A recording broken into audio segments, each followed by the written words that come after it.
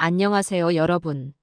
오늘은 나르시시스트의 행동 이해와 예측 관계의 통제권 되찾기라는 주제로 이야기해 보려고 합니다.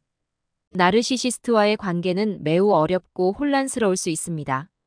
그들은 종종 예측할 수 없는 행동을 하며 이러한 행동은 타인에게 큰 스트레스를 줍니다.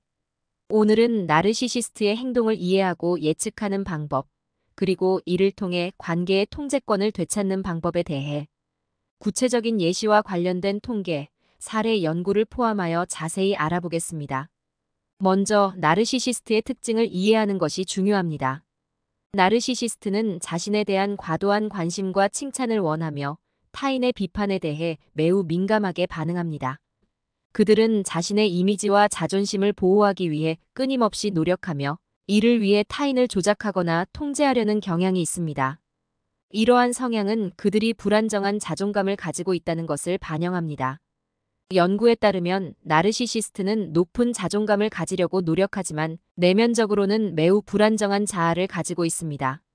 이로 인해 그들은 자주 타인의 인정과 칭찬을 필요로 하며 작은 비판에도 크게 동요하게 됩니다. 나르시시스트의 행동을 이해하고 예측하기 위해서는 그들의 행동 패턴을 분석하는 것이 중요합니다. 일반적으로 나르시시스트의 행동 패턴은 세 가지 주요 단계로 나뉩니다. 이상화, 평가절하, 그리고 폐기 단계입니다. 첫 번째 단계인 이상화 단계에서 나르시시스트는 상대방을 이상화하고 과도한 칭찬과 관심을 보입니다. 이들은 상대방을 특별하고 완벽한 사람으로 여기며 이를 통해 자신이 특별하고 중요한 사람이라는 느낌을 얻습니다. 예를 들어 나르시시스트는 처음에는 상대방에게 끊임없는 사랑과 칭찬을 보내며 마치 그들이 완벽한 연인인 것처럼 행동합니다. 이로 인해 상대방은 자신이 특별하고 사랑받고 있다는 느낌을 받게 됩니다. 두 번째 단계인 평가절하 단계에서 나르시시스트는 갑자기 상대방에 대한 관심과 칭찬을 줄이고 대신 비판과 비난을 시작합니다. 이는 상대방을 통제하고 조작하기 위한 전략으로 상대방의 자존감을 낮추고 자신에게 의존하게 만들기 위함입니다. 예를 들어 나르시시스트는 갑자기 상대방의 외모나 성격에 대해 비판하며 그들이 더 이상 특별하지 않다는 느낌을 주게 됩니다.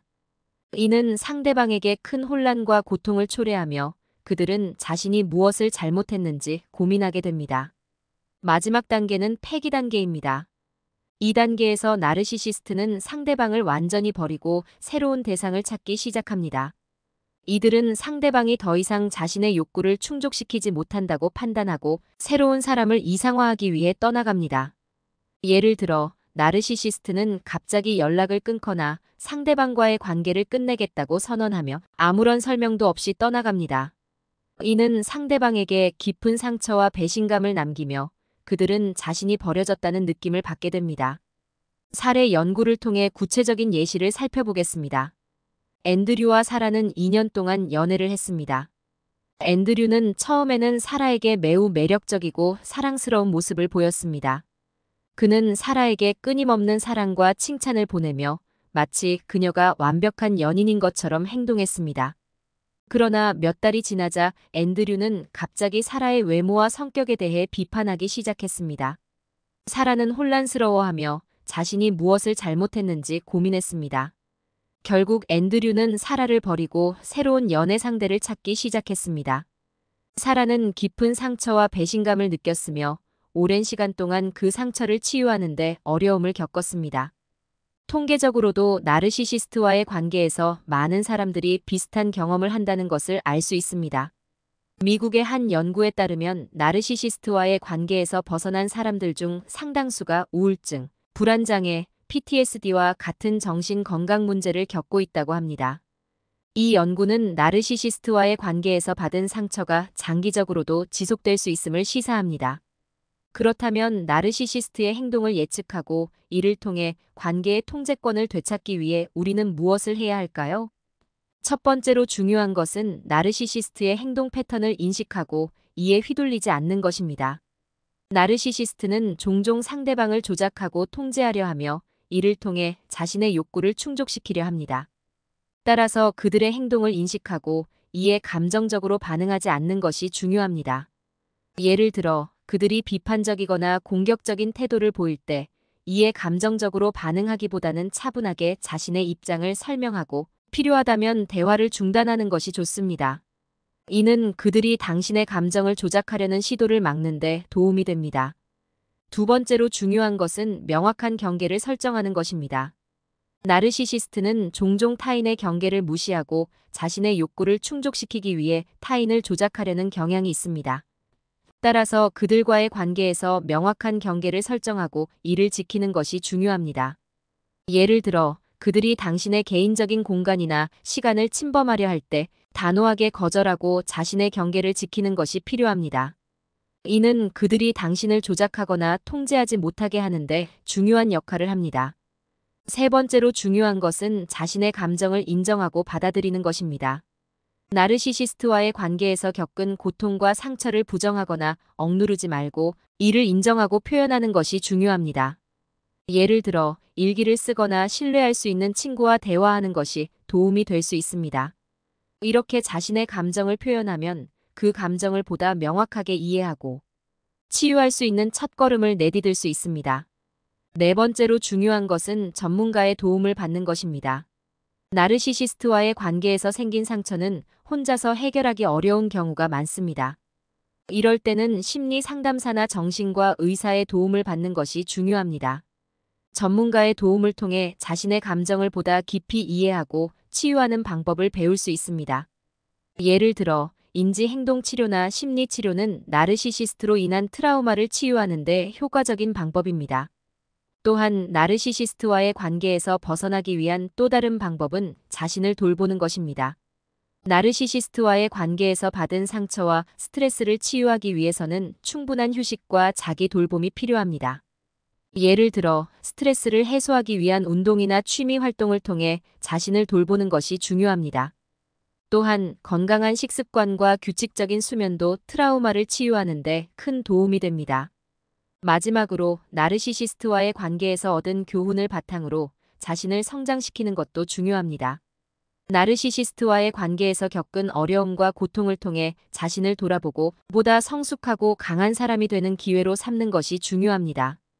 예를 들어 자신을 더 잘 이해하고 자신의 감정과 욕구를 명확하게 표현하는 방법을 배우는 것이 도움이 될 수 있습니다. 또한 나르시시스트와의 관계에서 얻은 교훈을 바탕으로 앞으로의 관계에서 더 건강한 소통과 경계를 설정하는 것이 중요합니다. 이제 우리는 나르시시스트의 행동을 예측하고 관계의 통제권을 되찾기 위한 구체적인 방법들을 더 자세히 알아보겠습니다. 먼저 나르시시스트의 행동 패턴을 주의 깊게 관찰하는 것이 중요합니다. 그들의 초기 행동과 변화 패턴을 주의 깊게 살펴보면 그들이 언제 평가절하 단계로 넘어가는지, 언제 폐기 단계로 넘어가는지를 예측할 수 있습니다. 이러한 행동 패턴을 인식하고 예측함으로써 그들의 조작과 통제에 대비할 수 있습니다. 또한 자신의 감정과 직감을 믿는 것이 중요합니다. 나르시시스트는 타인의 감정을 조작하려는 경향이 있기 때문에 그들과의 관계에서 불편함이나 이상한 느낌을 받는다면 이를 무시하지 말고 신중하게 생각해야 합니다. 예를 들어 그들이 당신을 비판하거나 통제하려는 행동을 보일 때 이를 단순한 오해나 실수로 치부하지 말고 그들의 의도를 의심해 볼 필요가 있습니다. 명확한 경계를 설정하는 것도 매우 중요합니다. 나르시시스트는 타인의 경계를 무시하고 자신의 욕구를 충족시키기 위해 타인을 조작하려는 경향이 있습니다. 따라서 그들과의 관계에서 명확한 경계를 설정하고 이를 지키는 것이 중요합니다.